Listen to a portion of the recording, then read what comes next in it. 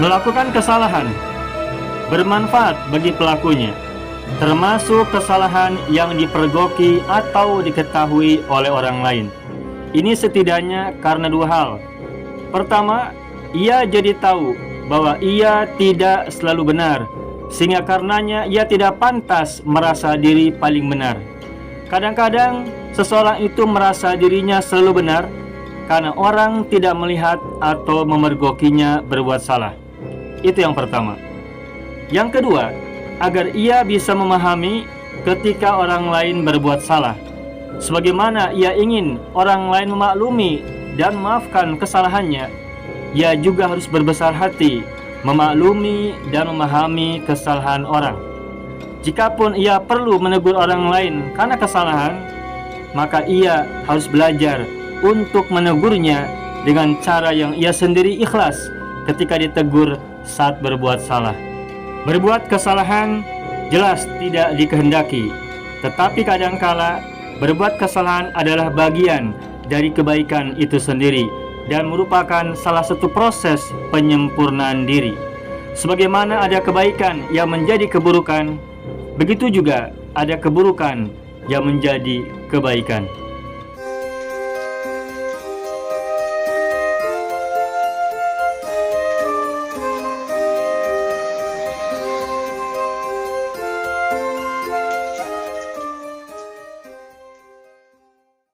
Selain channel Arabia TV, kita bisa belajar bahasa Arab bersama-sama di channel kami yang lain yang baru, yakni Arab Mudah Channel.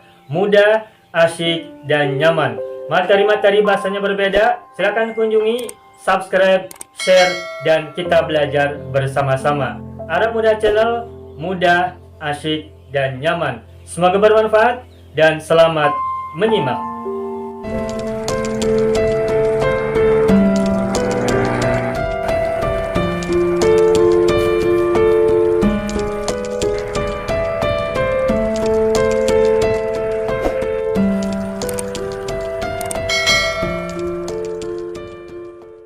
Mungkin ada pertanyaan, mengapa ucapan tasbih itu berbunyi subhanallahi? Subhana nanya fathah, tidak menggunakan dhammah atau kasroh. Saya tuliskan.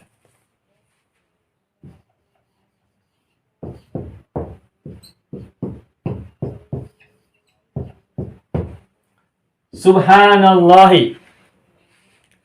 Nah baik, mungkin di antara kita ada pertanyaan, mengapa ucapan tasbih itu pada kata subhana huruf nunnya berharokat fathah, tidak dhammah, tidak kasroh? Mengapa kata subhana ini berkedudukan mansub atau nasab, tidak marfu, tidak majrur? Mengapa subhanallah ini dibaca mansub, tidak marfu? Padahal subhana ini kata pertama dalam ungkapan subhanallah ini. Nah baik, kenapa kata subhana dalam ungkapan subhanallah huruf nunnya dibaca fathah? Ini sebenarnya merupakan kelanjutan dari kata sebelumnya yang tidak dituliskan atau tidak diucapkan. Nah, apa kata sebelum subhanallah tersebut? Nah, kata itu bisa berupa qala yaqulu qul. Qala yaqulu qul, ya artinya ucapkan atau katakan.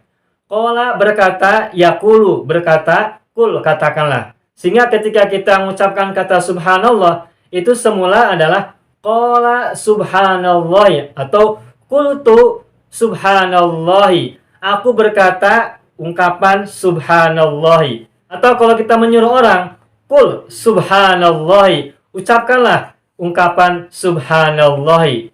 Nah, saya tuliskan dulu. Qala atau qul ya.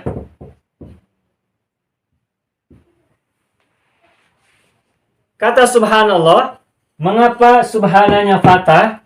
Ini karena merupakan kelanjutan dari kata sebelumnya, yakni qala subhanallahi atau qul subhanallahi.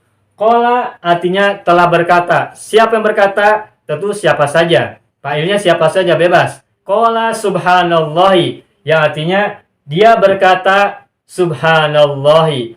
Kenapa subhana menjadi fathah? Maka ketika dirangkai dalam kalimat qala subhanallahi, maka subhana ini kedudukannya sebagai maf'ul bihi dari kata qala.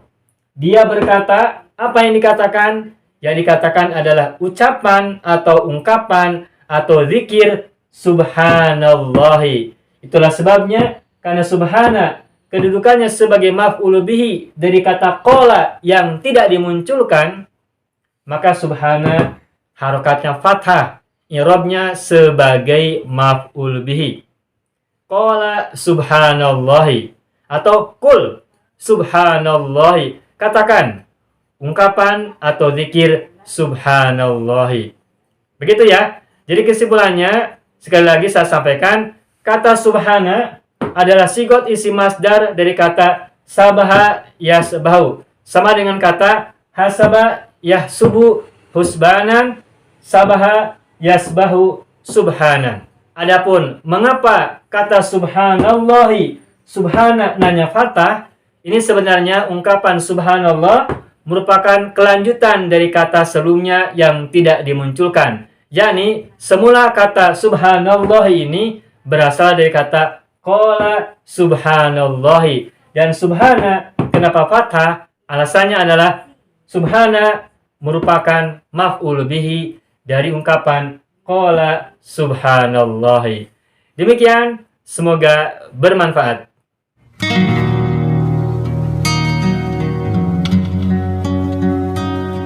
Mau kuasai bahasa Arab? Gabung Sekolah Arab Digital. Mau kuasai bahasa Arab? Gabung Sekolah Arab Digital.